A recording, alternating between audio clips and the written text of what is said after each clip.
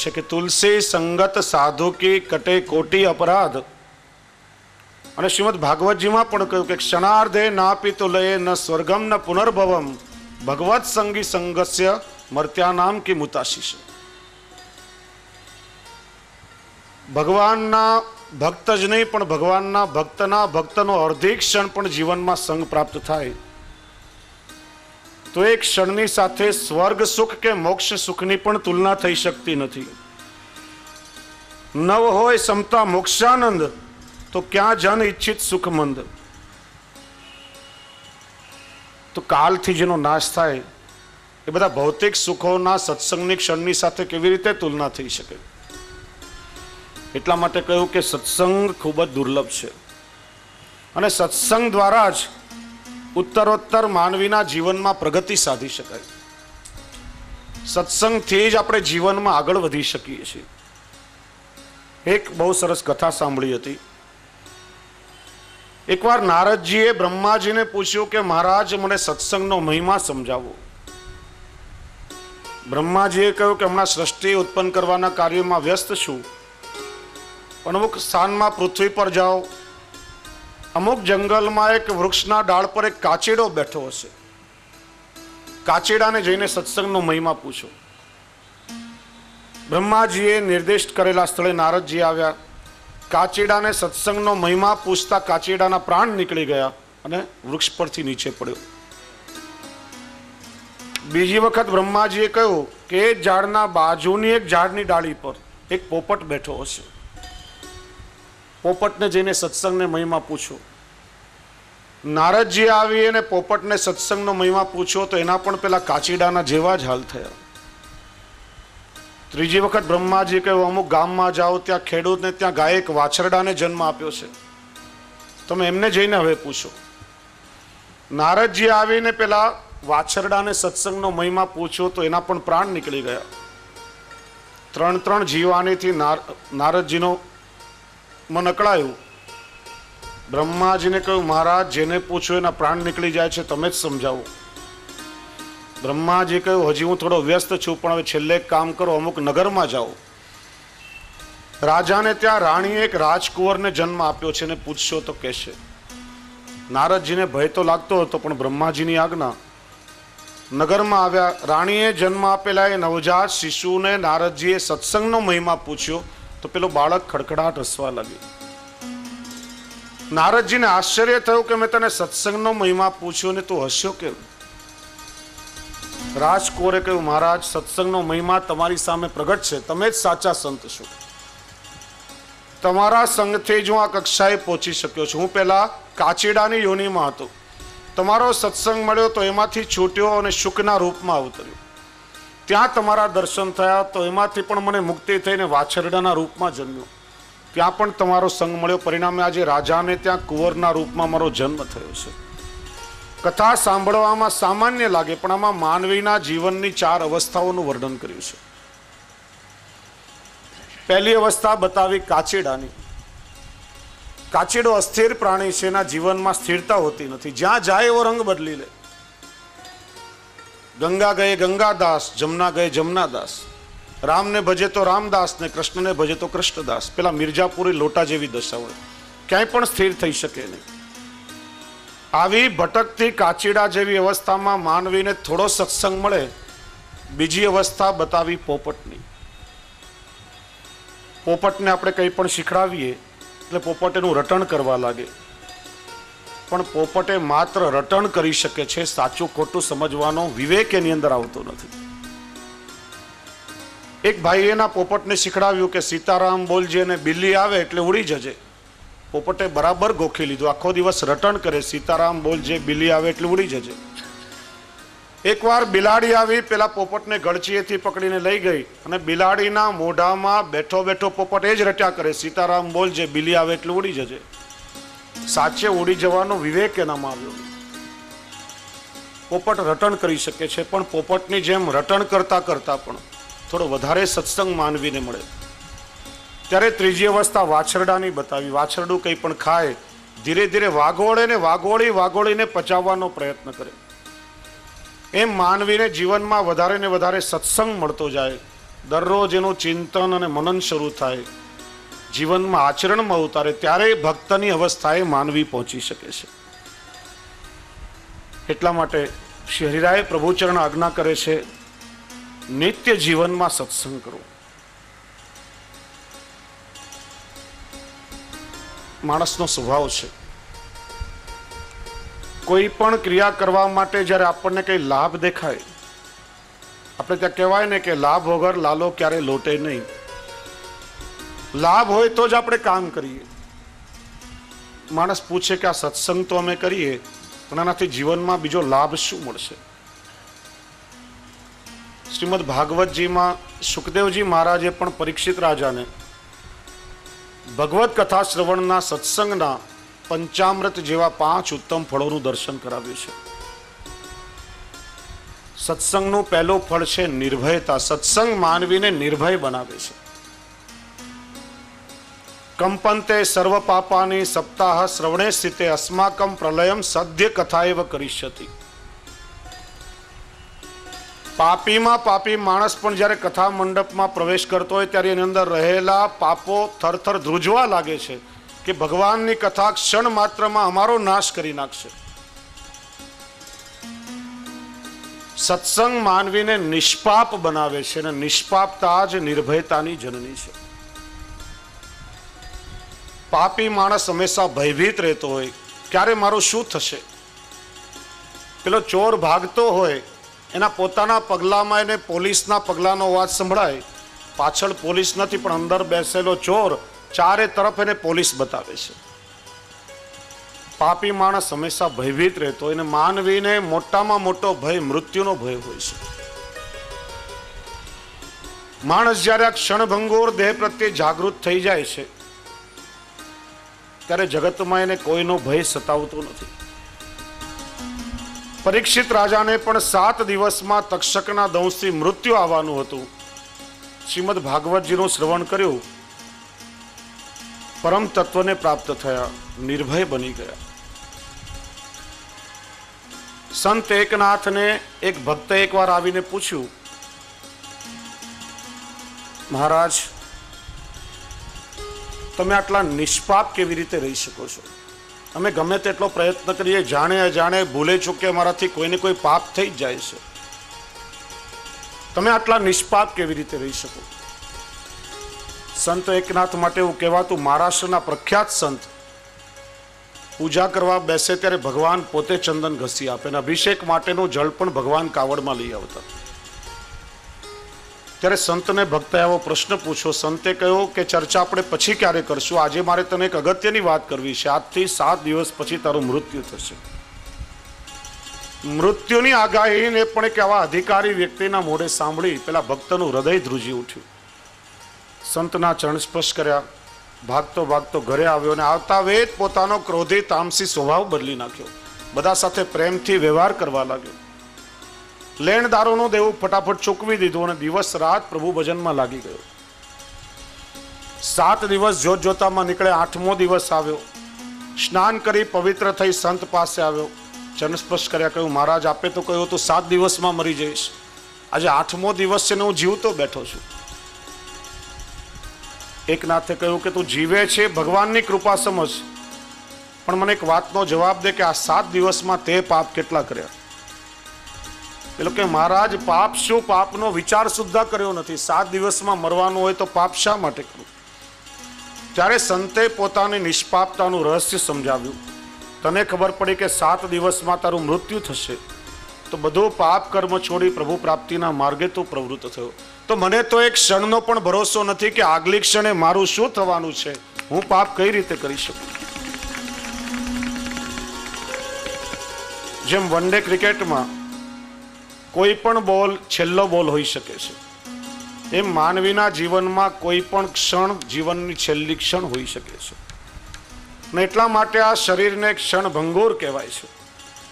માણસ જો એના પ્રત્યે સજાગ થઈ જાય અને ભગવત કાર્યમાં પ્રવૃત્ત થાય, સાચો સત્સંગ જીવનમાં કરી લે, તો એને કોઈનો પણ ભય જીવનમાં સતાવતો નથી. સત્સંગનું બીજું ફળ છે નિસ્સંદેહતા. સંશય આત્મા વિનશ્યતિ. માણસનું મન જ્યારે સંદેહયુક્ત બને છે ત્યારે જીવનમાં એને ક્યાંય શાંતિ મળતી નથી. સંસાર ખૂબ જ આનંદથી ચાલતો હોય, પણ જેમ દૂધમાં છાશનું એક ટીપું પડે ને બધું દૂધ ફાટી જાય, એમ ઘરમાં કોઈ પણ વ્યક્તિના મનમાં જ્યારે શંકા ઉત્પન્ન થાય છે ત્યારે એનો સમગ્ર સંસાર બગડી જતો હોય છે. અનેક લૌકિક અલૌકિક સંશય માનવીના મનમાં થાય. ભગવદ લીલાઓનું જ્ઞાન નથી, ઘણીવાર સંદેહ થાય. 7 વર્ષનું બાળક આટલો મોટો ગોવર્ધન પર્વત કેવી રીતે ઉપાડી શકે? અહિલ્યામાંથી પથ્થર ને પથ્થરમાંથી અહિલ્યા કેવી રીતે સંભવી શકે? આપણે ભૂલી જઈએ છીએ કે આ કોઈ સામાન્ય વ્યક્તિનું ચરિત્ર નથી. એ તો કર્તુમ અકર્તુમ અન્યથા કર્તુમ એવા સર્વસમર્થ પ્રભુની લીલાઓ છે. એના માટે કોઈ જ વસ્તુ અશક્ય નથી. પણ ભગવદ લીલાનું જીવાત્માને જ્ઞાન ન હોય ત્યારે આવા સંદેહ થાય છે. લંકાનું યુદ્ધ ચાલી રહ્યું હતું. મેઘનાદે રામ લક્ષ્મણને નાગપાશથી બાંધ્યા અને નાગપાશમાંથી મુક્ત કરવાનું કાર્ય ગરુડજીને સોંપાયું. તમે જો ગરુડજી ભગવાનનું સાનિધ્ય છે, એમનું વાહન છે, છતાં પણ ભગવદ લીલાનું જ્ઞાન નથી. મનમાં સંદેહ થયો. આ બધા જેને ભગવાન કહે છે, જે ક્ષણ માત્રમાં સામાન્ય જીવને ભવપાશમાંથી છોડાવી શકે અને તુચ્છ રાક્ષસ નાગપાશથી બાંધી શકે ખરા? ખરેખર ભગવાન છે કે ભગવાનના રૂપમાં બીજું કોઈ? ગરુડજી નારદજી પાસે ગયા. નારદજીએ બ્રહ્માજી પાસે મોકલ્યા. બ્રહ્માજીએ શિવજી પાસે મોકલ્યા. શિવજીએ કાગભૂષણજીજી પાસે મોકલ્યા. એમના મુખેથી કથાનું શ્રવણ કર્યું. મનની બધી શંકાઓ ગઈ. ત્યારે જ્ઞાન થયું કે આ તો પ્રભુની લીલા છે ને લીલા કાર્ય માટે ભગવાને કર્યું છે. સત્સંગ મનની બધી શંકાઓનું સમાધાન કરે છે. સત્સંગનું ત્રીજું ફળ છે હૃદયમાં પ્રભુનો આવિર્ભાવ. સત્સંગ માનવીના મનને નિર્મળ બનાવે છે, અંતઃકરણ વિશુદ્ધ બનાવે છે. જેમ ગઈકાલે ચર્ચા કરી હતી, આચાર્ય ચરણ આજ્ઞા કરે છે, વિષયાક્રાંત દેહાનામ નાવેશ સર્વથા હરે. લૌકિક વિષય વાસનાઓ રૂપી કચરો અંતરમાં હશે ત્યાં સુધી ભગવાન શું એનો આવેશ પણ આવી શકવાનો નથી. તો પ્રભુ ક્યાંથી બિરાજે? જેમ ઘરમાં કોઈ વાહન મોટર ગાડી હોય, એમાં કચરો ભરાઈને સર્વિસ સ્ટેશનમાં લઈ જઈએ, સર્વિસ થાય પછી વધારે સારા માઇલેજ આપી શકે, એમ સત્સંગથી અંતર સ્વચ્છ થાય છે ને ત્યારે પ્રભુનો આવિર્ભાવ થાય છે. વૈષ્ણવો, ભક્તનું હૃદય એ જ પ્રભુને બિરાજવાનું સર્વોત્તમ મંદિર છે. નેત્રથી પ્રભુના દર્શન થાય, પણ પ્રભુની અનુભૂતિ તો કેવલ હૃદયથી જ થાય છે. સુરદાસજી નેત્રોના ચિહ્ન જ નહીં હતા. નેત્ર હોય ને દેખાય નહીં તો અંધ કહેવાય, પણ નેત્રના ચિહ્ન જ નહીં હતા એટલે સૂર કહેવાયા. શયનના કીર્તન કરી ગિરિરાજજી પરથી નીચે ઉતરી રહ્યા હતા અને રસ્તામાં એક અંધારો અવાવરૂ ખાડો આવ્યો. એમાં સુરદાસજીનો પગ પડવા જઈ રહ્યો. શ્રીજી બાબા પ્રગટ થયા, એમની લકોટિયા પકડી લીધી, એમના પ્રાણોની રક્ષા કરી. સુરદાસજીએ વિચાર્યું કે રાત્રિના સમયમાં મને બચાવનાર કોણ હશે? મનુષ્યનું બાળક તો અહીંયા આવી શકે નહીં, નક્કી મારા શ્રીજી બાબા જ હોવા જોઈએ. લાવને પ્રભુનો હસ્ત પકડી લઉં, પ્રભુના સ્પર્શનો આનંદ લઉં. એમ વિચારી લાકડીના ટેકે ટેકે જેવો શ્રીજી બાબાનો હસ્ત પકડવા જાય, ત્યાં હાથ છોડાવીને દૂર ઠેકડો મારીને પ્રભુ ઠાડા રહ્યા. મંદ મંદ હાસ્ય કરવા લાગ્યા. ત્યારે સુરદાસજીએ 2 પંક્તિનો એક પદ ગાયું કે બાહે છુડા કે જાત હો નિર્બલ જાન કે મોહે, હૃદય છોડ જો જા શકો તો મરદ બખાનું તો. પ્રભુ, મને અશક્ત જાણી મારો હાથ છોડાવીને ભાગો છો, પણ હૃદય છોડીને જાઓ તો કહું કે તમે મરદના દીકરા છો. ભક્તએ પ્રભુની પધરામણી પોતાના અંતરમાં કરી હોય ત્યારે પ્રસન્નતાથી પ્રભુ બિરાજે છે.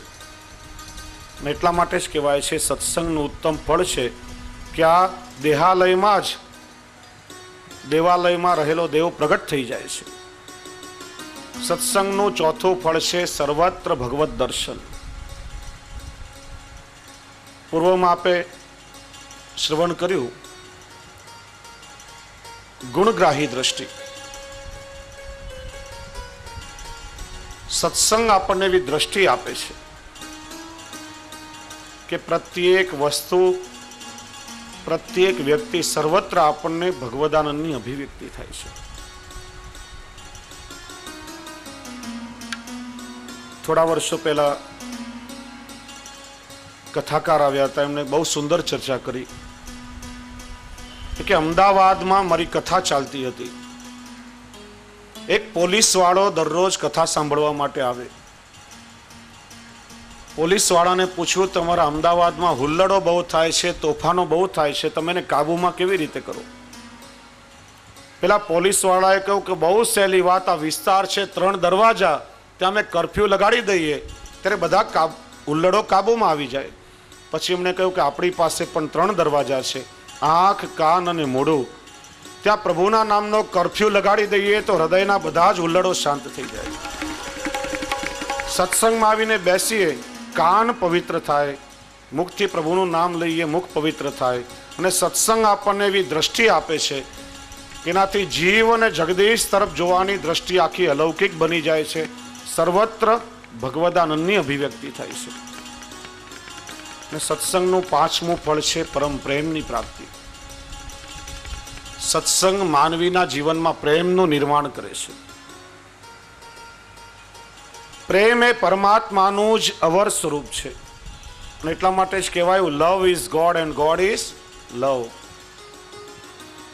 કબીરજી કહે છે, પોથી પડી પડી જગમુઆ, પંડિત હુઆ ન કોઈ, 2.5 અક્ષર પ્રેમ કા પઢે સો પંડિત હોય. શાસ્ત્ર ભણીને માણસ પંડિત થયો હોય, પણ જેને પ્રેમનું તત્વ સ્વીકાર્યું નથી એનું બધું જ જ્ઞાન વ્યર્થ છે. માણસ અભણ હોય, નિરક્ષર હોય, પણ જેને પ્રેમનું તત્વ પામી લીધું છે એને કંઈ શીખવાનું બાકી રહેતું નથી. ગોપીઓએ પણ કેવલ પ્રેમથી જ કૃષ્ણને પોતાના બનાવ્યા હતા. કોઈ દુઃખી માણસની આંખમાંથી આંસુ જતા હોય, ખિસ્સામાંથી રૂમાલ કાઢીને આપીએ, રૂમાલ ખાલી આંસુ પોછી શકે છે. એને થોડો પ્રેમ આપો, એ દુઃખનું કારણ જ ભૂલાવી નાખે છે.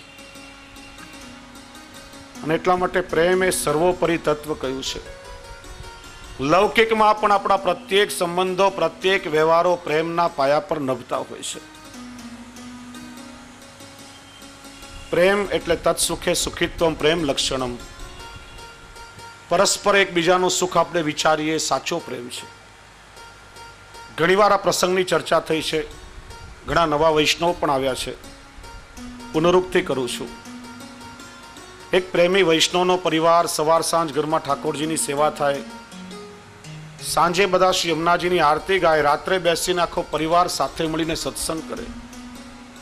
સંસ્કારની સૌરભથી મહેકતો વૈષ્ણવનો પરિવાર. ઘરમાં એક નાનકડો પ્રસંગ આવ્યો, દીકરાના લગ્ન થયા, 15-16 વર્ષની નાનકડી પુત્રવધુ પરણીને ઘરમાં આવી. વહુ આવી એટલે સાસુએ 5-7 હજાર રૂપિયાની કિંમતની એક ચૂંક, હીરાની ચૂંક એને ભેટમાં આપી. વહુએ હીરો પ્રેમથી નાકમાં પહેરી લીધો. બન્યું એવું, 4-5 દિવસ ગયા હશે, બાલ સહેજ લાપરવાહીના કારણે પેલો કિંમતી હીરો વહુના હાથે ખોવાઈ ગયો. વહુને મનમાં ભય લાગ્યો કે ઘરમાં જો કોઈને ખબર પડશે તો કકળાટ થશે, ક્લેશ થશે, વાતાવરણ ડોળાશે. ભયના લીધે એને ઘરમાં કોઈને કહ્યું નહીં, પણ ચૂપચાપ ખૂણે કાચરે પેલા હીરાને શોધવાનો પ્રયત્ન કરવા લાગી. સાસુની અનુભવી અને ચકોર દ્રષ્ટિએ વહુની સમસ્યાને ઓળખી લીધી. કંઈ બોલી નહીં, પણ એને એવો ને એવો બીજો હીરો બજારમાંથી મંગાવ્યો. 2-3 દિવસ પછી રાત્રે જ્યારે સત્સંગ પૂરો થયો, બધા ઊભા થયા ત્યારે વહુનો હાથ પકડી અને બીજો હીરો વહુના હાથમાં મૂકતા પેલી સાસુએ કહ્યું, વહુ દીકરા, હીરો નાકમાં પહેરી લો, ખાલી નાક અડવું લાગે.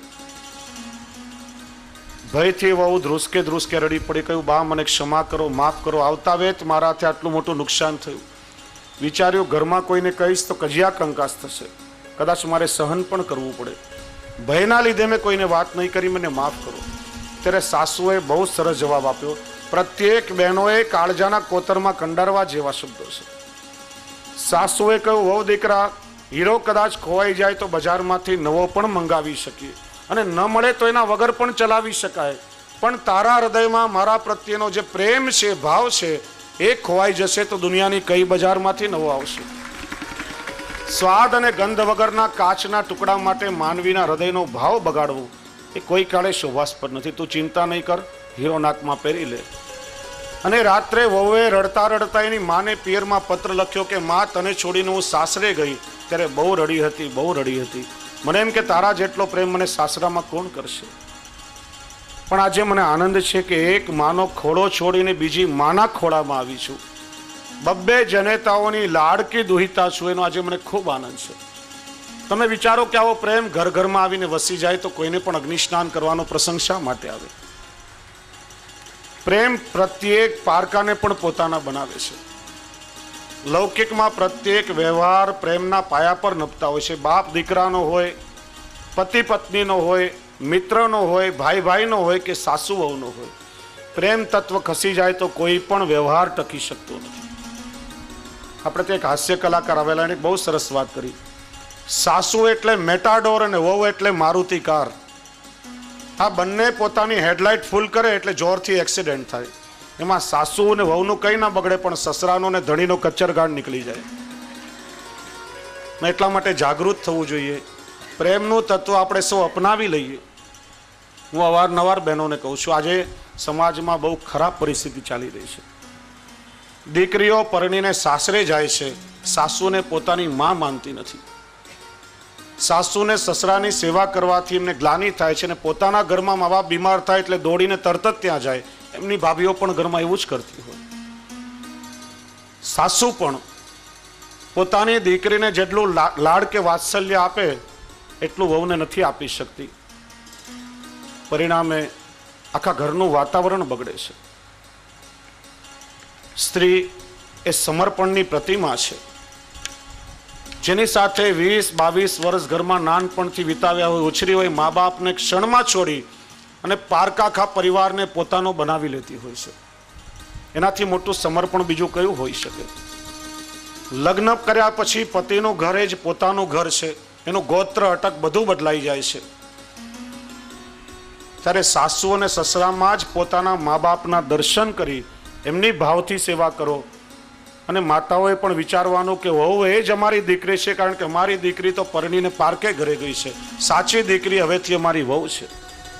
આવો પરસ્પર ભાવ રાખશો તો ક્યારેય પણ ઘરમાં કોઈને સહન નહીં કરવું પડે. પ્રેમ પરમાત્માનું સ્વરૂપ છે, અને પ્રેમનું જ્યારે ઉર્ધ્વીકરણ થાય છે ત્યારે લૌકિક પ્રેમ આસક્તિ છૂટી જાય છે અને પ્રભુના સ્વરૂપમાં જીવાત્માનો અનુરાગ પ્રગટ થાય છે. લૌકિક પ્રેમો બધા વિસરાઈ જાય અને છેવટે પ્રભુના સ્વરૂપમાં પ્રેમ પ્રગટ થઈ જાય અને પ્રેમથી જ પ્રભુ મળી શકે. તો 5 ઉત્તમ ફળો સત્સંગ દ્વારા પ્રાપ્ત થાય છે. એટલા માટે શ્રી હરિરાય પ્રભુચરણ આજ્ઞા કરે છે કે નિત્ય સત્સંગ કરો. ક્ષણિક કરેલો સત્સંગ એ જીવનમાં પર્યાપ્ત નથી, અને એટલા માટે શ્રી હરિરાય પ્રભુચરણ સત્સંગ કરવાનો પ્રકાર પણ આપણને બતાવે છે. 3જા શિક્ષાપત્રમાં શ્રી હરિરાયજીએ ખૂબ સુંદર નિરૂપણ કર્યું છે. પહેલા તો દુસ્સંગના 6 પ્રકાર બતાવ્યા છે. અન્ય સંબંધવાળા લોકોનો સંગ એ દુસ્સંગ છે. જેની લૌકિકમાં સદા આસક્તિ રહેતી હોય, લૌકિક આસક્તિ વાળાઓનો સંગ એ પણ દુસ્સંગ છે. જે શ્રી મહાપ્રભુજીના વચનોથી વિરુદ્ધ વચન કહેતા હોય એમનો સંગ પણ દુસ્સંગ છે. અવૈષ્ણવોનો સંગ દુસ્સંગ છે. લૌકિક વિષયોનો સંગ અને લૌકિક કાર્યોમાં આપણી આસક્તિ, આ 6 દુસ્સંગના પ્રકાર છે. જ્યારે સત્સંગ કરવાનો પ્રકાર પણ શ્રી હરિરાયજી સમજાવે છે કે દરરોજ થોડો થોડો સત્સંગ કરો. 3-4 કલાક એક આસન પર બેઠા, પુસ્તક આખું વાંચી લીધું અને બધું માથા પરથી ચાલ્યું જાય તો એ સત્સંગ શું કામનો? થોડો થોડો સત્સંગ કરો. સત્સંગ કર્યા પછી વારંવાર એનું ચરવણ કરો, એનું મનમાં ચિંતન કરો. શ્રી હરિરાય ચરણ આજ્ઞા કરે છે કે શ્રી વલ્લભના વચનથી વિરુદ્ધ કહે ક્યારે પણ સ્વીકાર નહીં કરવો. સત્સંગ માટે સદા આગ્રહ રાખવો, અને છતાં પણ ન બને તો મૌન રાખવું અને પ્રયત્ન કરી અને ભગવદીઓનો સંગ કરવો. કોનો સત્સંગ કરવો? તો શ્રી હરિરાય ચરણ આજ્ઞા કરે છે કે શ્રી કૃષ્ણમાં હંમેશા જેની પ્રીતિ હોય, કૃષ્ણમાં પ્રેમ રાખનાર એવા વૈષ્ણવનો સંગ કરવો.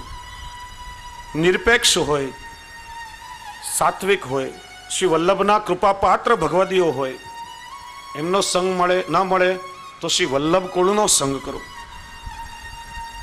હરિગુરુ અને વૈષ્ણવમાં જેની ઐક્ય ભાવના હોય અને નિત્ય જેને ઠાકોરજીની લીલાનું અનુસંધાન હોય એમનો સંગ કરો. સાચો સત્સંગ થશે. કારણ કે આજે સંગના વિષયમાં જાગૃત રહેવું ખૂબ જ આવશ્યક છે. આજે સત્સંગ કરવો એક ફેશન બની ગઈ છે. બીજા દિવસે જ શિશિર કુમારજીએ લાલાને ખૂબ સુંદર વાત કરી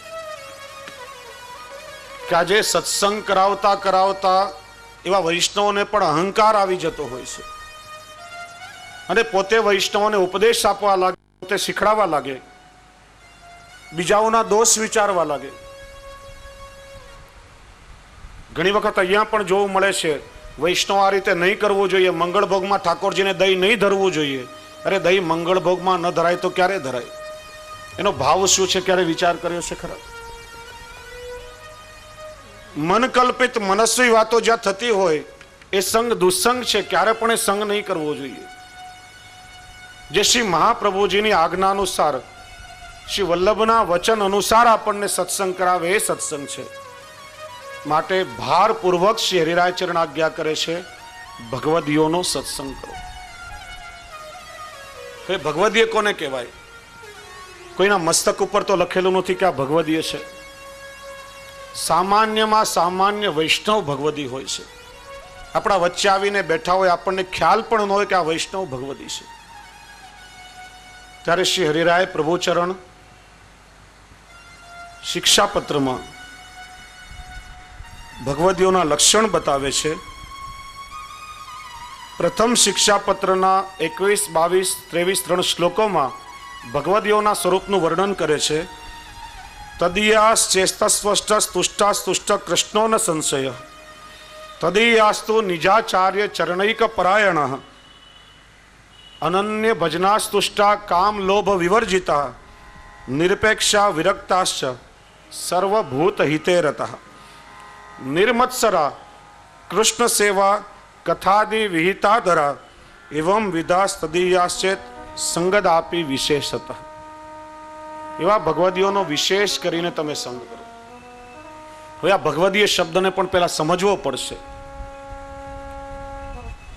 ભગવદીય બનવું એટલું સરળ નથી. એ પુષ્ટિ માર્ગની એક પરમ અવસ્થા છે, કક્ષા છે. આપણે ત્યાં એક પ્રથા છે કે કોઈને પણ આપણે બોલાવીએ, કોઈને પત્ર લખીએ ત્યારે સંબોધન કરીએ પ ભ, પરમ ભગવદીય. પભના ઘણા અર્થ થાય. પરમ ભયરૂપ પણ થાય, પ્રસાદિયા ભગત પણ થાય, જ્યાં જે વિશેષ પ્રમાણમાં જોવામાં આવે. પભના ઘણા અર્થ થાય, પણ પરમ ભગવદીય બનવું સહેલું નથી. શ્રી હરિરાય ચરણ આપણને સમજાવે છે કે એના માટે બીજા 2 પગથિયા આપણે ચડવા પડે છે. બ્રહ્મ સંબંધ લીધું, ઠાકોરજીની સેવા કરતા થયા, ત્યારે સૌથી પહેલું પગથિયું આપણે ચડીએ છીએ દાસત્વનું. આપણે દાસ કહેવાય. બ્રહ્મ સંબંધમાં દાસોહમની પ્રતિજ્ઞા કરી, પણ હજી ઠાકોરજીની સેવા ઘરમાં પધરાવી નથી ત્યાં સુધી દાસ બનવાનો પણ અધિકાર થયો નથી. ઠાકોરજીની સેવા કરતા કરતા દાસત્વ પ્રાપ્ત થાય છે અને ત્યારે જીવ દાસ કહેવાય છે. દાસ ભાવથી ઠાકોરજીની સેવા કરતા કરતા સેવાની રીતિમાં આપણી પ્રીતિનો સમન્વય થાય. જીવ જ્યારે ઠાકોરજીના શ્રમ અને સુખનો વિચાર કરી પ્રભુની સ્નેહયુક્ત સેવા કરવા લાગે ત્યારે દાસમાંથી સેવક કહેવાય છે. બીજું પગથિયું સેવકત્વનું ચડે છે. ઘરમાં કામ કરવા માટે એક નોકર રાખીએ, શરૂઆતમાં ઘરનું બધું કામ એને શીખડાવવું પડે, પણ 25-30 વર્ષ સુધી એક જ વ્યક્તિ ઘરમાં કામ કરે પછી એ નોકર નથી રહેતો, પરિવારના એક સદસ્ય જેવો બની જાય છે. બાળકો પણ કાકા દાદા કહીને સંબોધતા હોય, પછી એને ઘરનું કંઈ કામ શીખડાવવું પડતું નથી. એને ખબર છે મારા માલિક કેટલા વાગે જાગે, ક્યારે ચા પીવાનો સમય, ક્યારે નાસ્તાનો સમય, સ્નાન કરવા માટે ક્યારે જલ, ક્યારે ભોજનનો સમય. પ્રત્યેક ક્ષણે પોતાના માલિકનું સુખ વિચારતો, એને કંઈ કહેવું પડતું નથી. એને સેવક કહેવાય છે.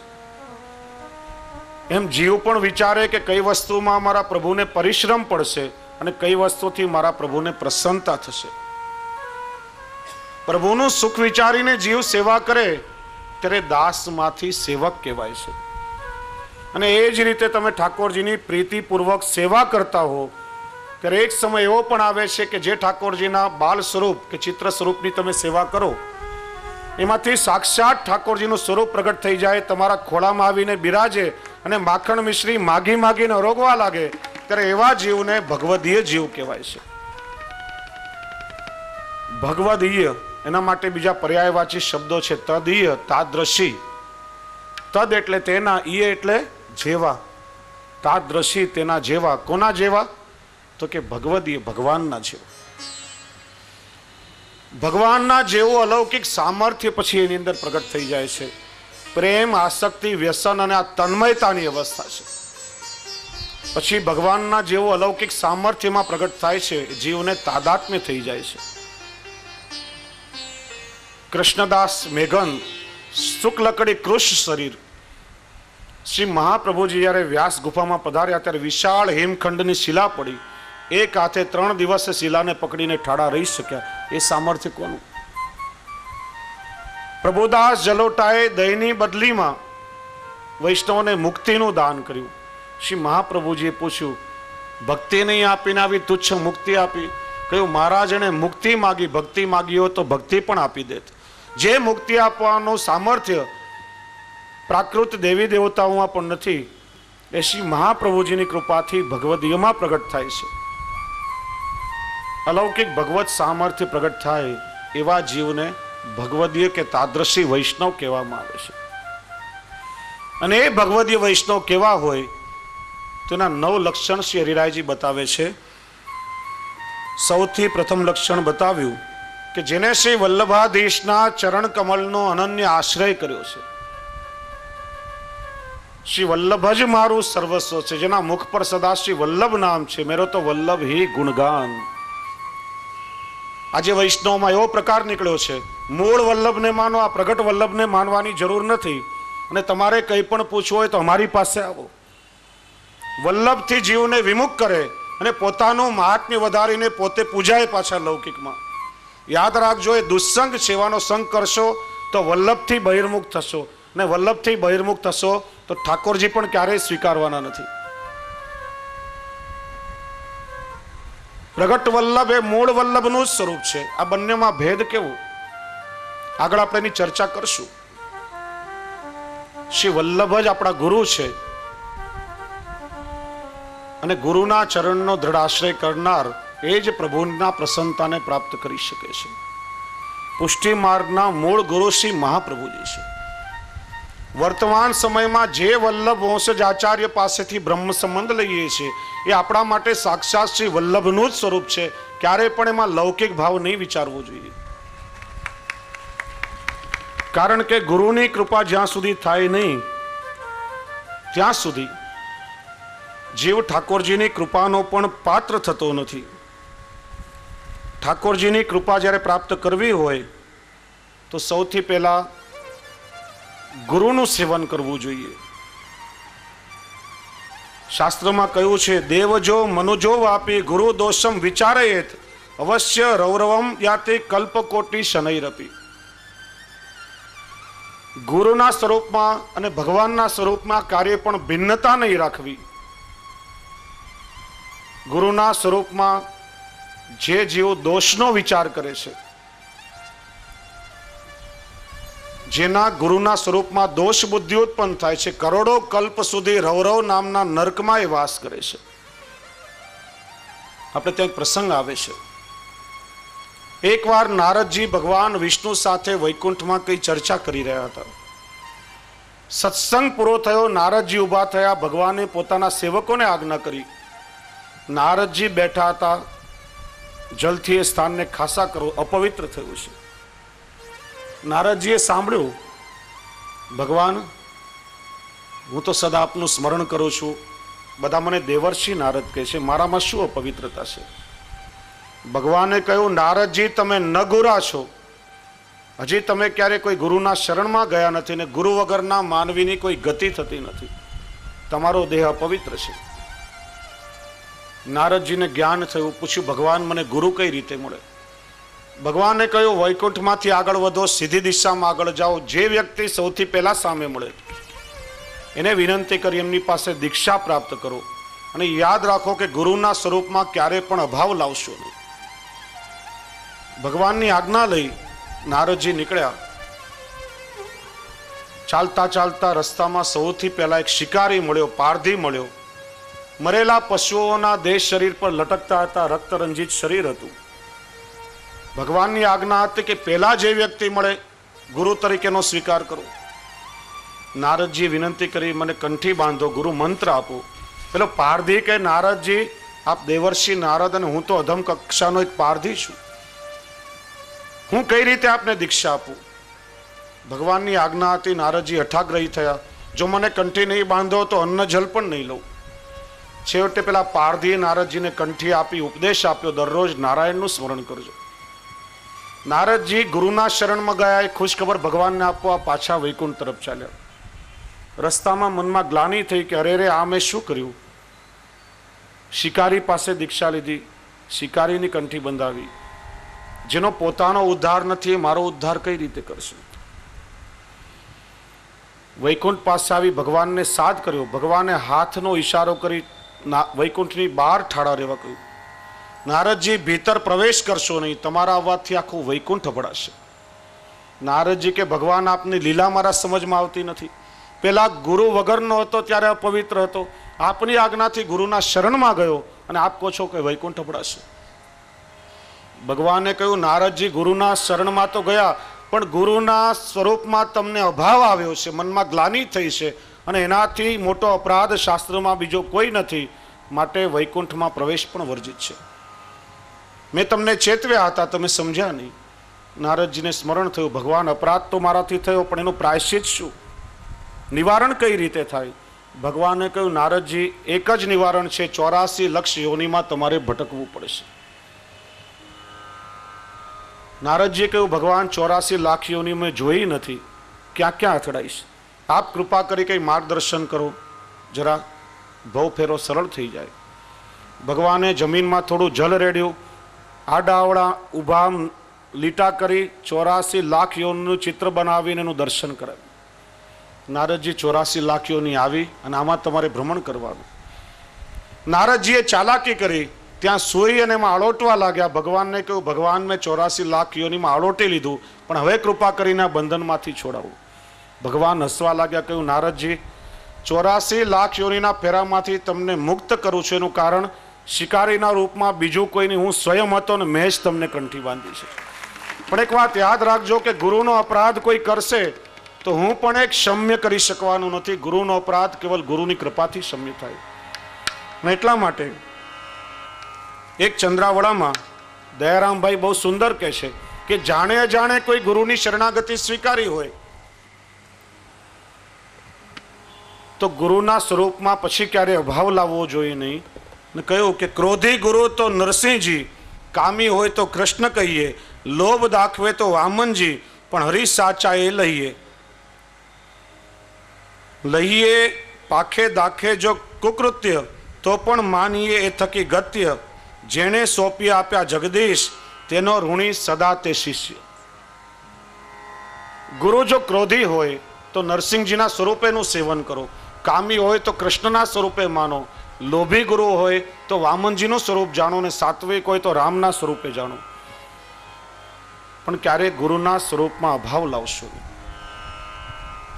કારણ કે ગુરુ એ જ પરમ તત્વ આપણને પ્રાપ્ત કરાવે છે. એટલા માટે ચર્ચા થોડી કરીએ કે સામાન્ય રીતે લૌકિકમાં 5 પ્રકારના ગુરુ છે. સૌથી પહેલા સંસ્કાર ગુરુ, મા બાપ કહેવામાં આવે છે. જન્મ થતાં જ પ્રથમ સંબંધ મા બાપની સાથે થાય છે, માટે પહેલા ગુરુ તે મા બાપ. અને એટલા માટે વારંવાર હું કહું કે મા બાપ બાળકને ગુરુના શરણમાં પહોંચાડે, ત્યારે ગુરુ એ જીવને પ્રભુ સુધી પહોંચાડે છે. માતા પિતા એ પહેલું પગથિયું છે. ઘરમાં બાળકોને સંસ્કાર આપવાની જવાબદારી આપણા મા બાપની છે, વડીલોની છે. એ જવાબદારી ક્યારે પણ ચૂકશો નહીં. ગુરુ જ્ઞાન આપે છે, સંસ્કાર હંમેશા પોતાના ઘરમાંથી પ્રગટ થાય છે. સંસ્કાર ક્યારે પણ બહારથી મળતા નથી. નાનપણથી બાળકોને એવા સંસ્કાર આપીએ કે આપણા બાળકો સજ્જન બને ને રાષ્ટ્રના સારા નાગરિક બને. બીજા ગુરુ તે શિક્ષા ગુરુ કહેવાય છે. સંસ્કાર મળ્યા પછી ભણવાનો સમય આવે છે. શિક્ષક એ પણ માત્ર 3 અક્ષરનો સમૂહ નથી. શી એટલે શિસ્ત, ક્ષ એટલે ક્ષમા અને ક એટલે કલા. આ 3નો જ્યારે સમન્વય થાય ત્યારે એક શિક્ષકનું સર્જન થાય છે. જેમ એક શિલ્પકાર કદરૂપા પથ્થરમાંથી એની બધી મલિનતાઓ દૂર કરી સુંદર મૂર્તિ કંડારે છે, એમ શિષ્યના જીવનની મલિનતાઓ દૂર કરી એના જીવનનું સુંદર શિલ્પ નિર્માણ કરે છે. ત્રીજા ગુરુ બતાવ્યા છે આત્મગુરુ. જેમ ગીતાજીમાં કહ્યું, ઉદ્ધરેદ આત્મન આત્માનમ આત્માનમ અવસાદય, તું જ તારો ગુરુ બન. પણ આત્મજ્ઞાની તો લાખો કરોડોમાં કોઈ બની શકે છે. અર્જુનને પણ છેવટે ભગવાનના શરણમાં તો આવવું જ પડ્યું છે. શિષ્યસ્તે હમ સાધિમાન ત્વામ પ્રપન્નમ. હે કૃષ્ણ, અત્યાર સુધી મિત્ર કે સખા જ માનતો હતો, પણ આજથી તમે મારા ગુરુ પણ છો. હવે જે આદેશ કરશો એ પ્રમાણે કરીશ. અને ભગવાનની બિનશરતી શરણાગતિ સ્વીકારી પછી જ અર્જુનને પોતાનું પૌરુષત્વ પ્રાપ્ત થયું છે. આત્મગુરુ બનવાનો બધાનો અધિકાર હોતો નથી. આદર્શ ગુરુ, જે પૂર્વમાં ચર્ચા કરી, દત્તાત્રેય મહારાજે જેમ 24 ગુરુઓ કર્યા, જેની પાસે કોઈ સારો ગુણ મળે એને સ્વીકારવો જીવનમાં. અને 5મા છે આપણા દીક્ષા ગુરુ, જે આપણને ગુરુ મંત્ર આપે છે, દીક્ષા આપી અને પરમ તત્વની પ્રાપ્તિ કરાવે છે. જીવનમાં સૌથી મોટી જવાબદારી એની છે. અને એટલા માટે ગુરુને જીવનમાં પરમાત્માની સમકક્ષ માનવામાં આવે છે. ગો એટલે અંધકાર, રૂ એટલે તેને દૂર કરનાર. માનવીના જીવનમાં 2 પ્રકારના અંધકાર છે, અજ્ઞાનતાનો અંધકાર અને માતાના ઉદરનો અંધકાર. પોતાના શિષ્યને જ્ઞાનનો પ્રકાશ આપી અને જ્ઞાનના પ્રકાશથી એની અજ્ઞાનતાના અંધકારનું નિવારણ કરે છે, માટેનું નામ છે ગુરુ. જીવાત્મા ગર્ભ સ્વરૂપે માતાના ઉદરમાં આવે છે, એનો જન્મ થાય છે, જીવે છે, મરણ થાય છે, પાછો ઉદરમાં આવે છે. એમ માતાના ઉદરના અંધકારમાંથી એને બહાર કાઢીને મુક્તિપુરીની મંજિલ સુધી પહોંચાડે છે, માટેનું નામ છે ગુરુ. અને એટલા માટે કબીરજી કહે છે, ગુરુ ગોવિંદ દોનો ખડે કિनको લાગુ પાય, બલિહારી ગુરુદેવ કી ગોવિંદ દિયો દિખાય. 2 પ્રકારના ભાવ વિચારેલા છે. ભગવાન અને ગુરુ બંને ઊભા છે, તો પ્રથમ પ્રણામ ગુરુને કરું, કારણ કે ગુરુની કૃપાથી પ્રભુ મળ્યા છે. અને બીજો ભાવ એવો છે કે ગુરુના ચરણમાં હું પડ્યો ત્યારે ગુરુએ પ્રભુના તરફ આંગળી કરી કે પ્રભુના શરણમાં જા, ગોવિંદ દિયો દિખાય. આપણે ત્યાં પ્રસંગ આવે છે, શ્રી મહાપ્રભુજી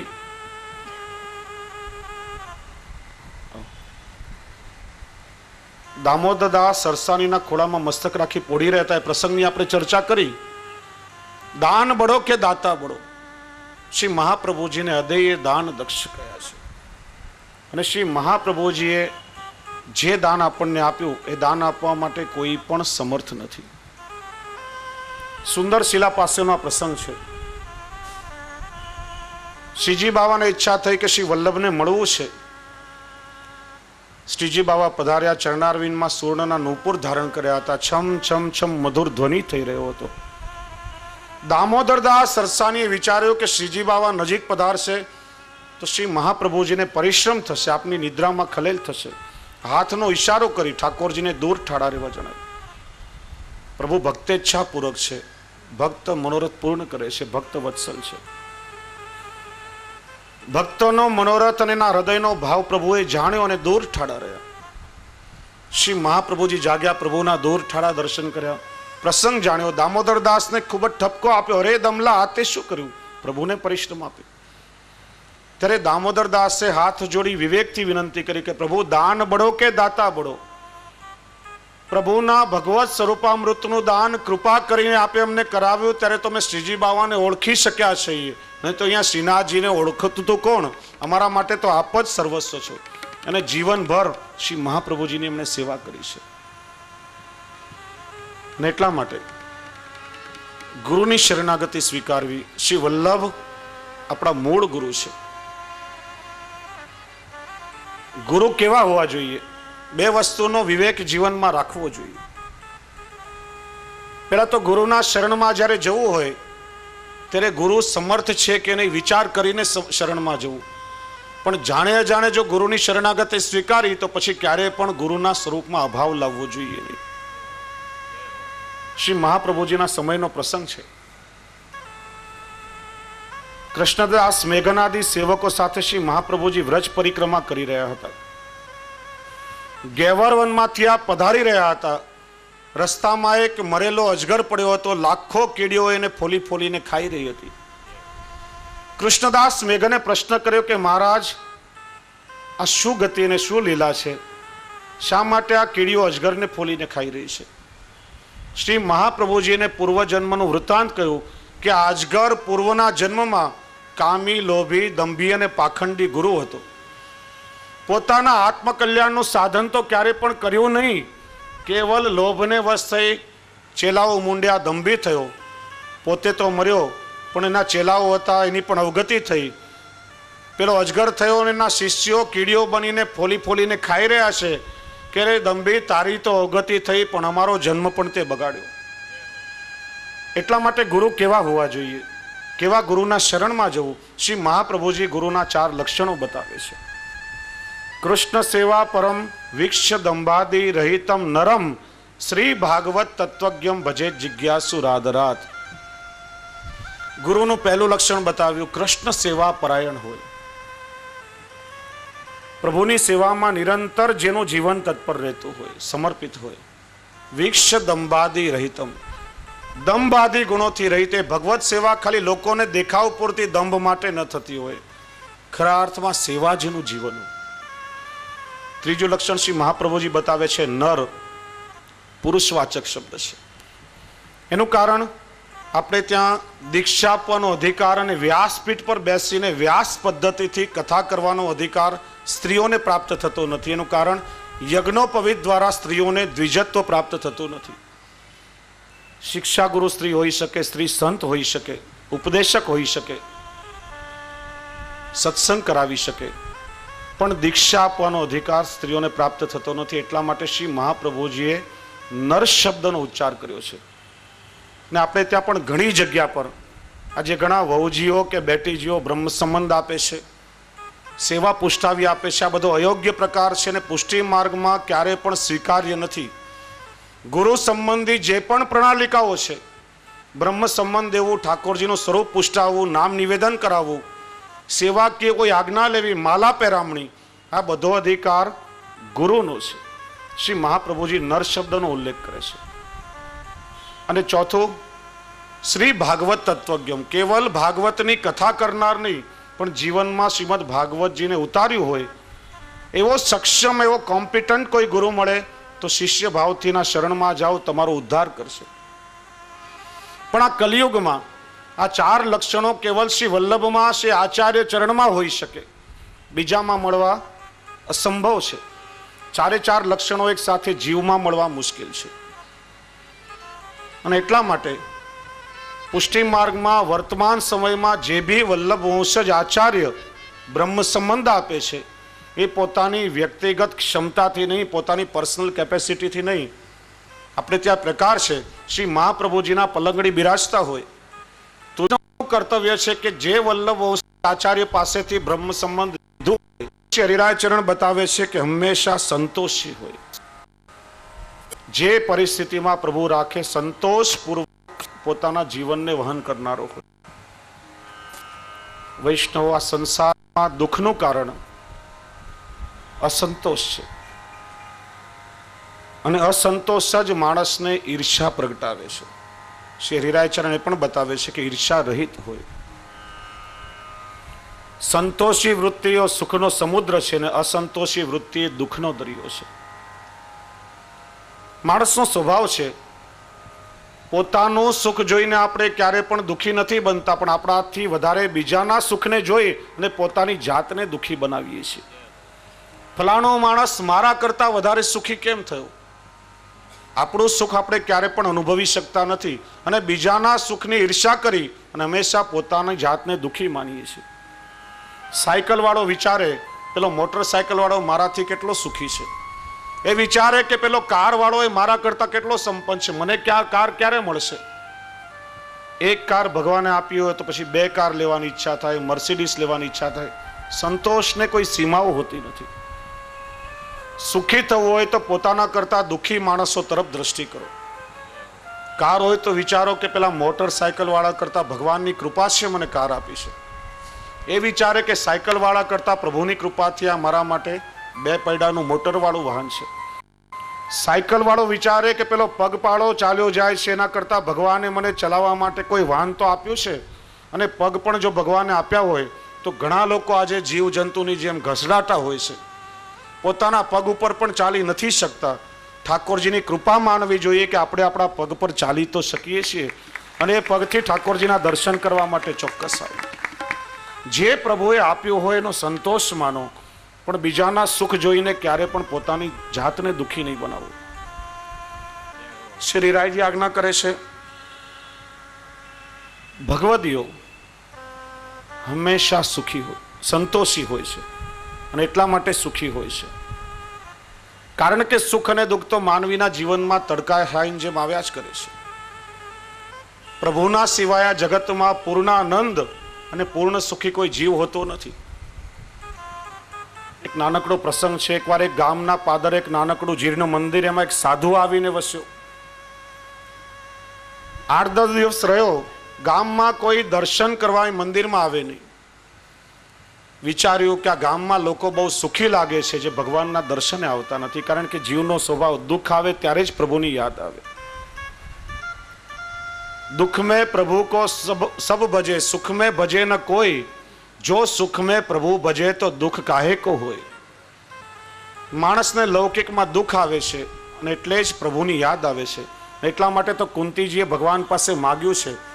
ભગવાને પૂછ્યું, માગો શું જોઈએ? તો કોઈ મને દુઃખ આપો. પ્રભુ એટલું દુઃખ મને આપો કે કોઈ પણ ક્ષણ તમારું વિસ્મરણ ન થાય.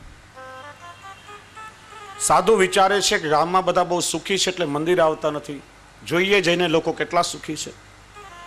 બહુ તપાસ કરતા ખબર પડી આ ગામનો સોની મહાજન છે,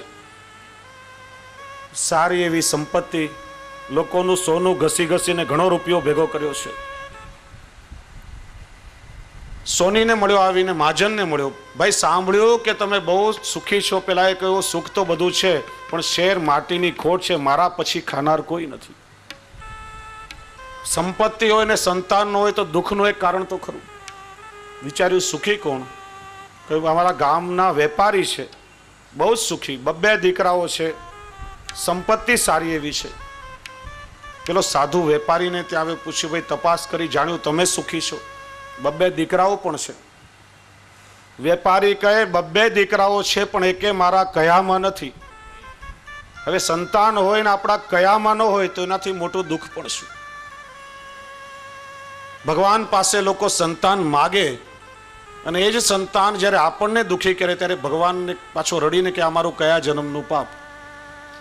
સંતાન હોય ને મા બાપની સેવા ન કરે, આજ્ઞામાં ન હોય તો એ પણ દુઃખનું એક કારણ છે. પૂછ્યું સુખી કોણ? પેલો વેપારી કે અમારા ગામના નગર શેઠ છે, લક્ષ્મીનો સાક્ષાત વાસ એના ઘરમાં, મોટી મોટી હવેલીઓ, બંગલાઓ, ખેતીવાડીઓ, સેંકડો નોકર ચાકર, દાસ દાસીઓ, રામ લક્ષ્મણ ભરત શત્રુઘ્ન જેવા 4 સંસ્કારી સંતાન, વહુઓ પણ સુપાત્ર અને લીલી રમતી વાડી છે. એના જેવો સુખી કોણ? નગર શેઠને ત્યાં પૂછ્યું, ભાઈ આખા ગામમાં તપાસ કરી ત્યારે ખબર પડી ગામમાં સૌથી સુખી તમે છો.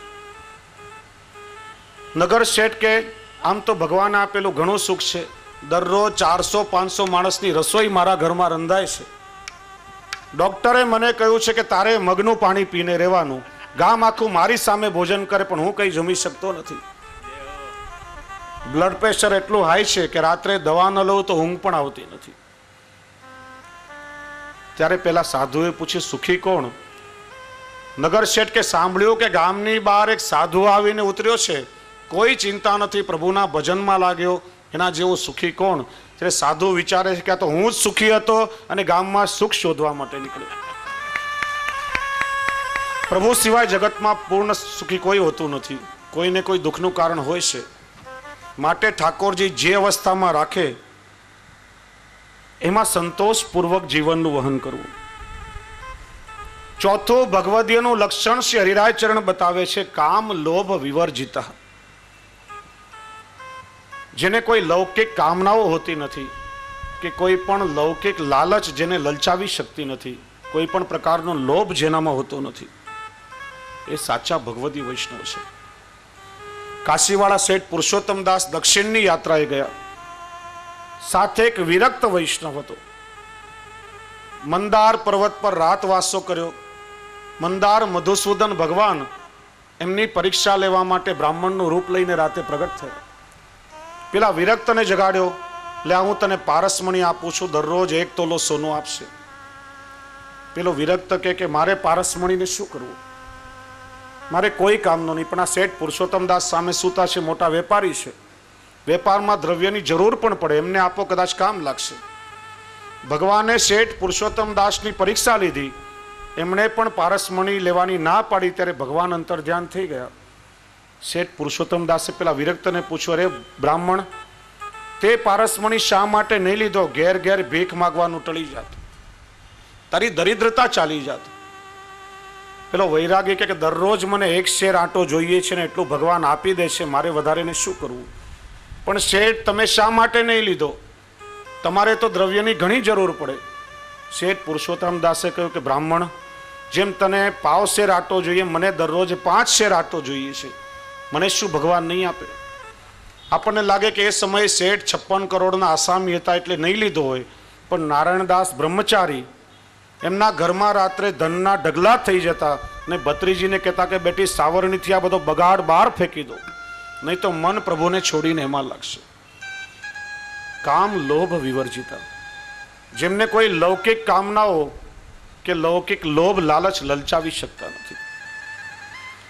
ભગવદીયનું 5મું લક્ષણ હરિરાય ચરણ આજ્ઞા કરે છે, નિરપેક્ષ. જેને કોઈ લૌકિક કામનાઓ ન હોય, લોભ ન હોય, ને પછી બીજા પાસે શું અપેક્ષા હોઈ શકે? નિરપેક્ષ હોય.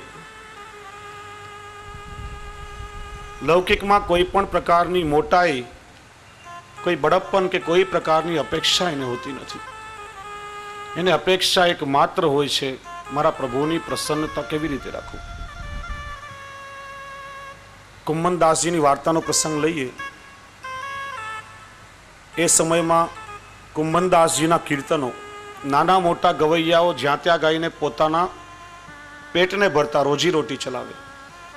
કુમ્મનદાસજીની વાણી તો અનુભવની વાણી હતી, પણ એ સમયના બીજા ગવૈયાઓ કુમ્મનદાસજીના કીર્તનો ગાઈને પોતાનું ગુજરાન ચલાવે. ફતેપુર સિકરીમાં સમ્રાટ અકબરનો મુકામ, એક ગવૈયાએ કુમ્મનદાસજીનું ખૂબ સુંદર પદ ગાયું. બાદશાહે પુષ્કળ ઇનામ આપ્યું, પ્રસન્ન થયું. ત્યારે પેલા ગવૈયાએ સત્યતાથી સ્વીકાર કર્યો કે મહારાજ, મારા જે કીર્તનથી તમે પ્રસન્ન થઈને આટલું દ્રવ્ય મને આપ્યું, એ કીર્તન મારું નથી, પણ તો એક પરમ ભક્તરાજનું કીર્તન છે. એટલે તો બહુ નજીકમાં જમનાવતા ગામમાં રહે છે.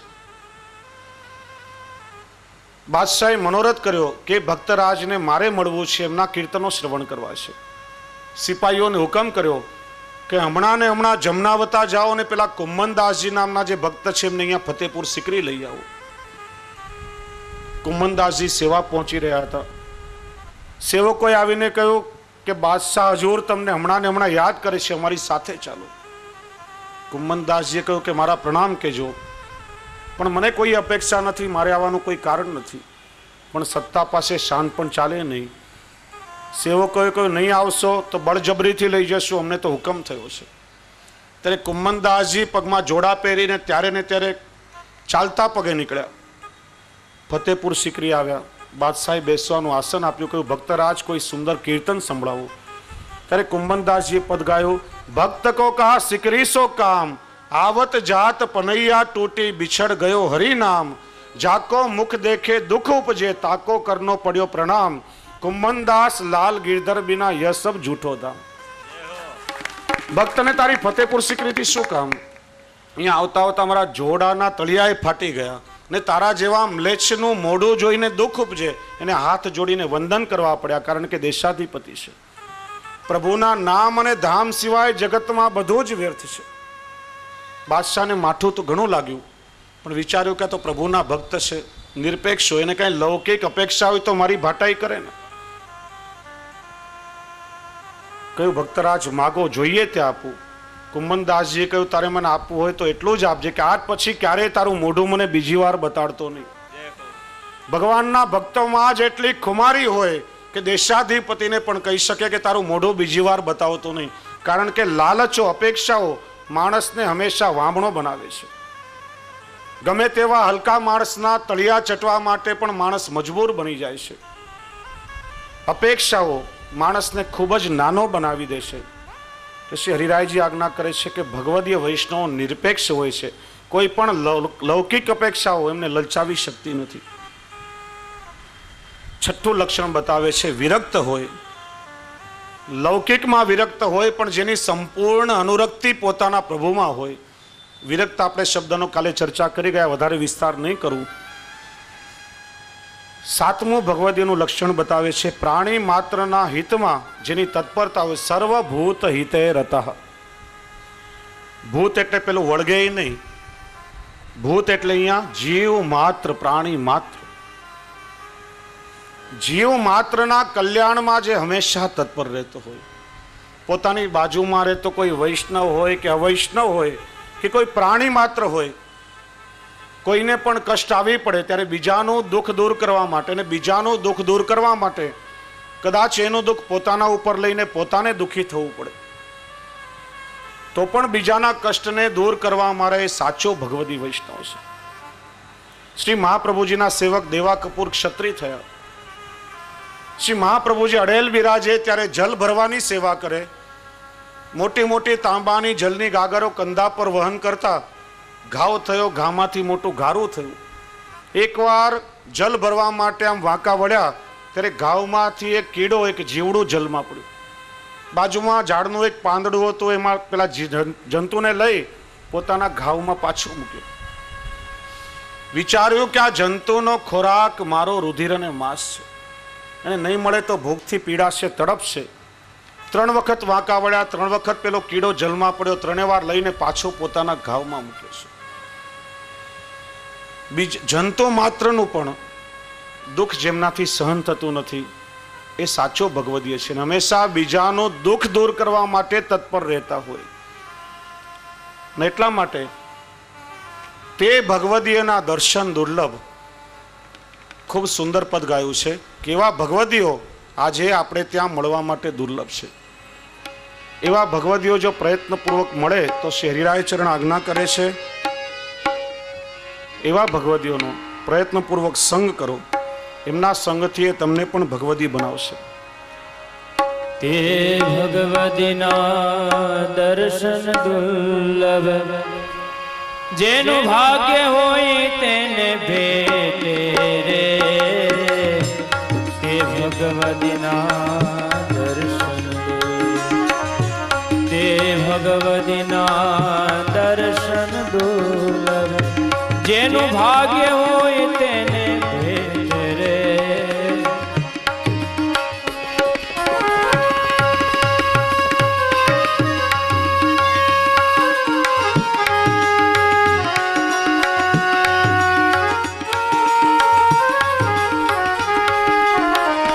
અવલોકન માત્ર અઘન હાસ, તાપ ત્રિવેદના મેં તેરે.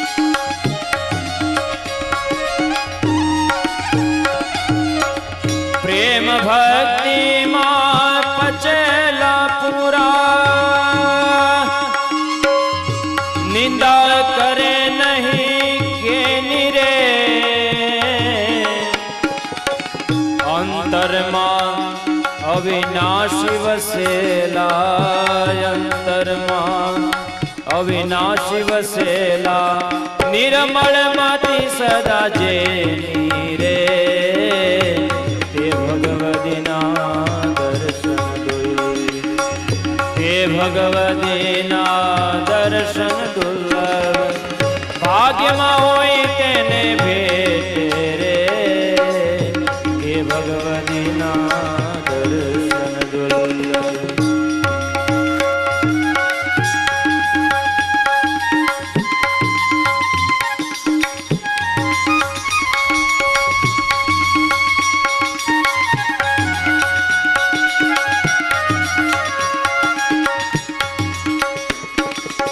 સર્વ સજેનો શ્યામ સુંદર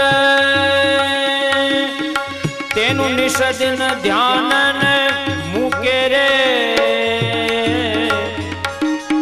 શ્વાસ ઉચ્છ્વાસે શ્રી કૃષ્ણને સમરે શ્વાસ ઉચ્છ્વાસે શ્રી કૃષ્ણને સમરે નિમિષક નામન ચૂકે રે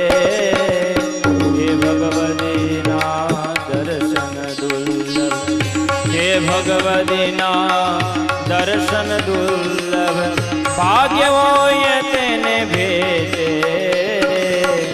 હે ભગવદીના દર્શન દુર્લભ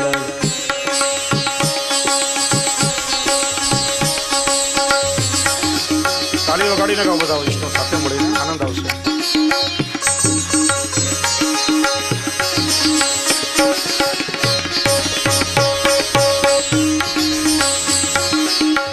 ક્ષમા દયા સમ દ્રષ્ટિ જેમાં સત્ય પ્રથાએ ચાલે રે સંતોષી સાત્વિક ને વિવેકી સંતોષી સાત્વિક ને વિવેકી ભજનાનંદ મામાલે રે હે ભગવદીના ભગવદીના દર્શન દુર્લભ ભાગ્ય હોય તેને ભેટે રે હે ભગવદીના દર્શન દુર્લભ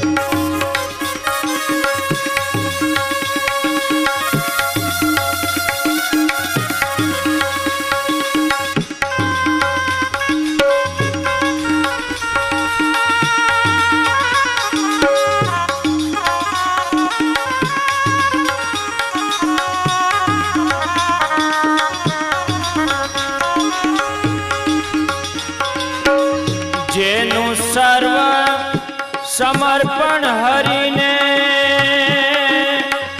સેવા કરે સ્નેહ સાચી રે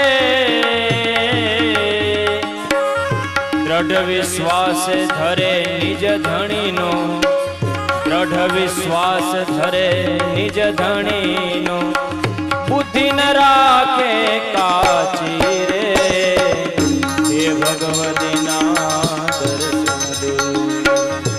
ભગવદીના દર્શન દુર્લભ ભાગ્ય હોય તેને ભેટે રે હે ભગવદીના દર્શન દુર્લભ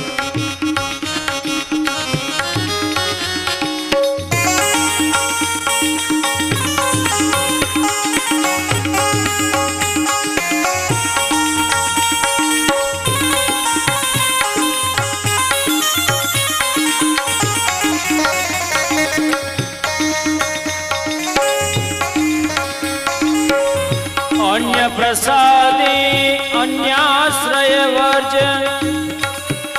ઘણું ગુરુ વૈષ્ણવ પર હેત રે પ્રાણી માત્ર તણુ હિત છે પ્રાણી માત્ર તણુ હિત છે પરગજુ સ્નેહ સમેત રે હે ભગવદીના ભગવદીના દર્શન દુર્લભ ભાગ્ય હોય તેને ભેટે રે હે ભગવતીના દર્શન દુર્લભ.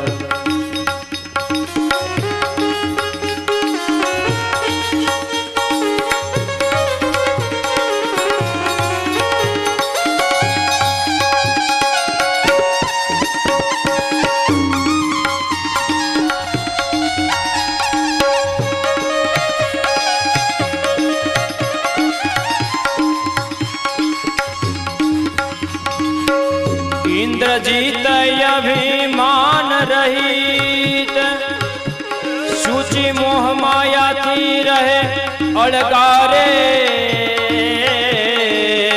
જ્ઞાની ત્યાગી સમ દુઃખ સમ લહે.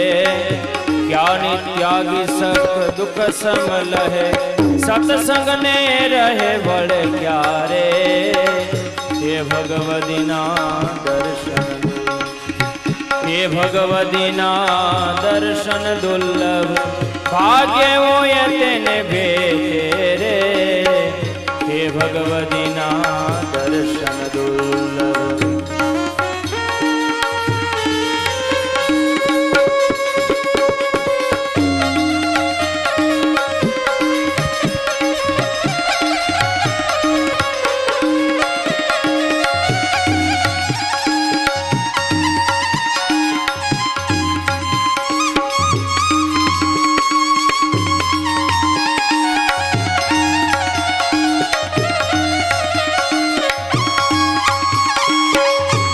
હરિજનના દાસના દાસ પ્રભુ મને કરજો રે. દયો ભણે તેના ચરણ નીરજ.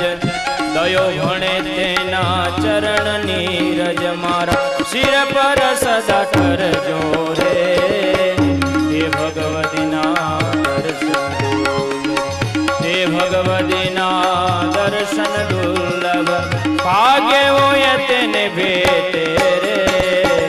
હે ભગવતીના દર્શન દુર્લભ. હે ભગવતીના દર્શન દુર્લભ. હે ભગવતીના દર્શન દુર્લભ. ભગવદીયનું 8મું લક્ષણ શ્રી હરિરાયચરણ બતાવે છે. નિર્મત્સરતા, ઈર્ષા રહિત હોય. જેને પોતાની લીટી બીજાની લીટી કરતાં મોટી કરવી હોય એને ઈર્ષા થાય. પણ ભગવદીઓ તો નિરપેક્ષ છે, કામ લોભ વગરના છે, એમને કોઈ લાલચો નથી. અને એટલા માટે જ પુષ્ટિ માર્ગમાં દાસાનું દાસત્વની ભાવના હોય છે. દાસાનું દાસ એટલે શું કહેશો મને કોઈ? આપણે લખીએ છીએ પાછળ સંબોધન. આપણે જ્યારે કોઈને કંઈ લખીએ ત્યારે પોતાના માટે એવો શબ્દ પ્રયોગ થાય, દા દાસાનું દાસ. એનો અર્થ શું થાય?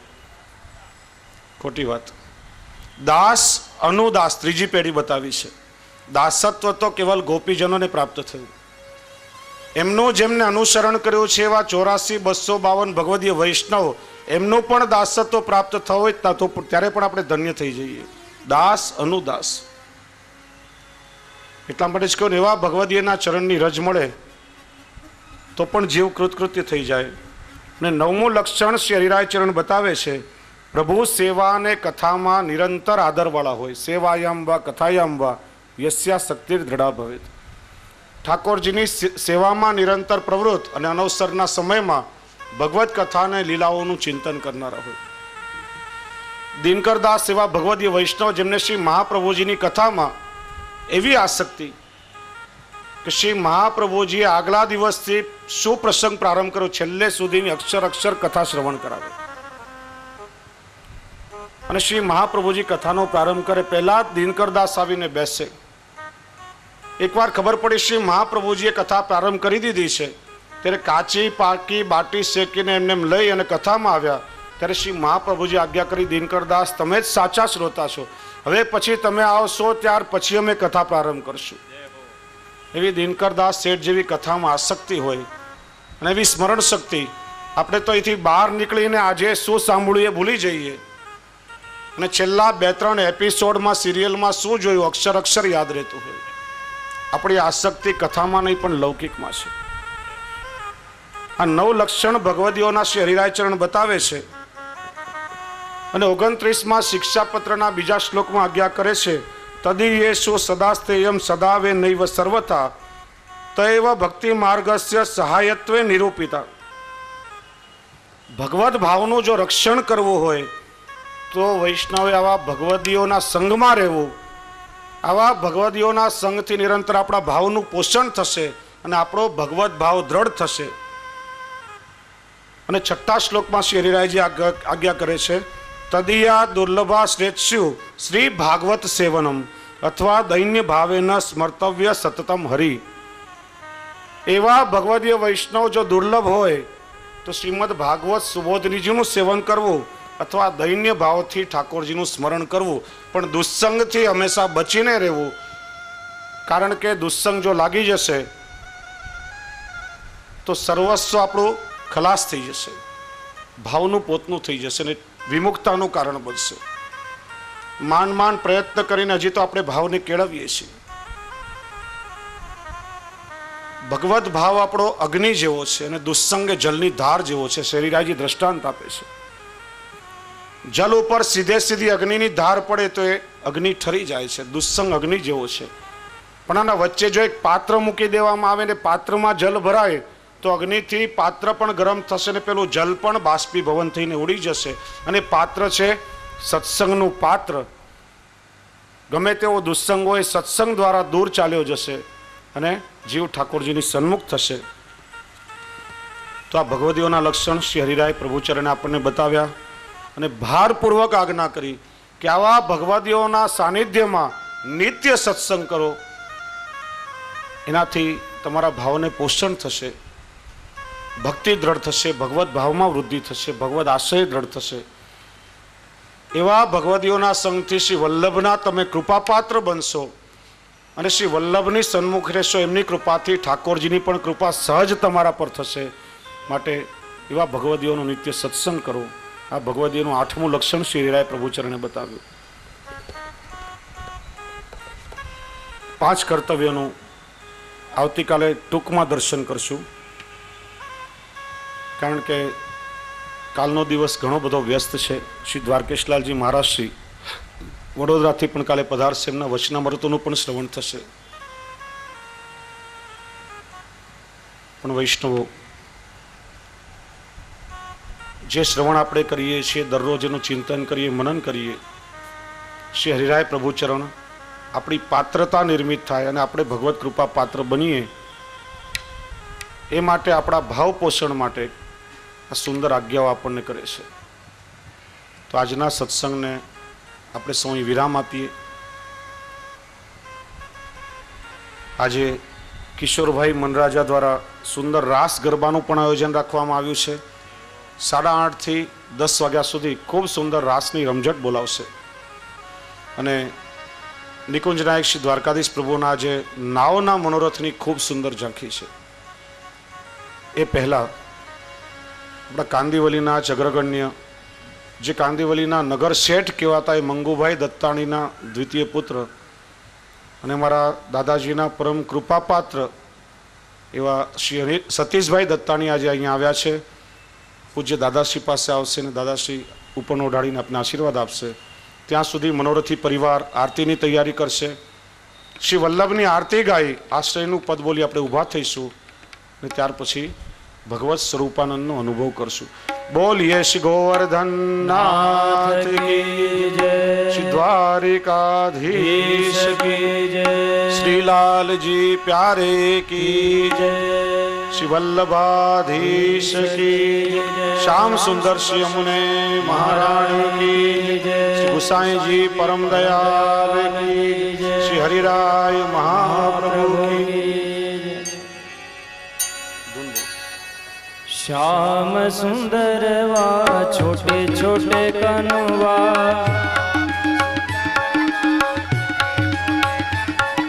श्याम सुंदर वा छोटे छोटे कनुआ,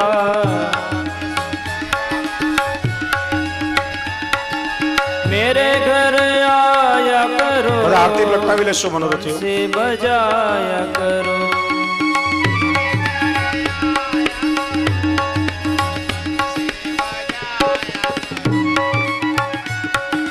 मेरे घर आया करो,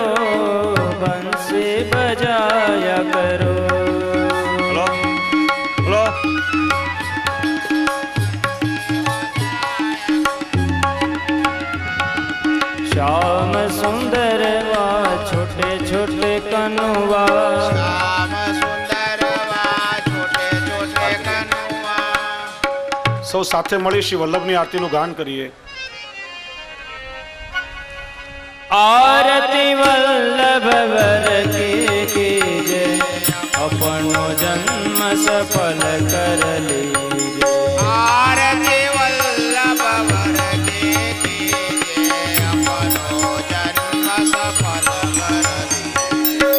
देवी जन के कारण आए, सात श्री गोवर्धन नाथ को लाए. आरती वल्लभ वर की जय, अपनो जन्म सफल कर लीजे. आरती वल्लभ वर की जय, अपनो जन्म सफल कर लीजे.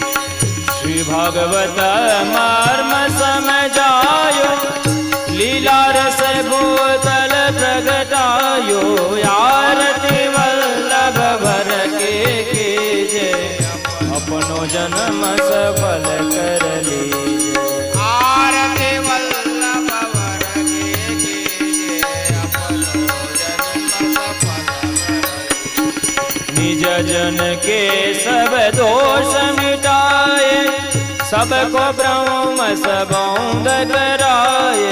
आरती वल्लभ वर की जय, अपनो जन्म सफल कर लीजे.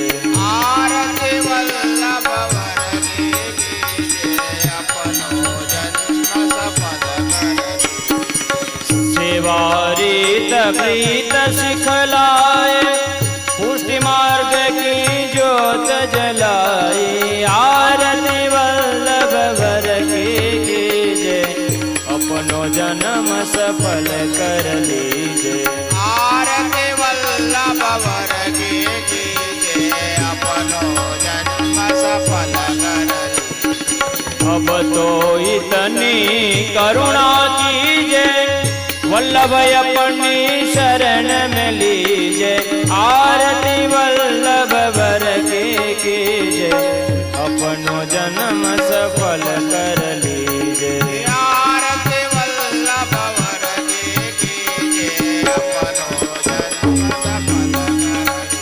आरती वल्लभ वर की जय, अपनो जन्म सफल कर लीजे. आरती वल्लभ वर की जय, अपनो जन्म सफल कर लीजे.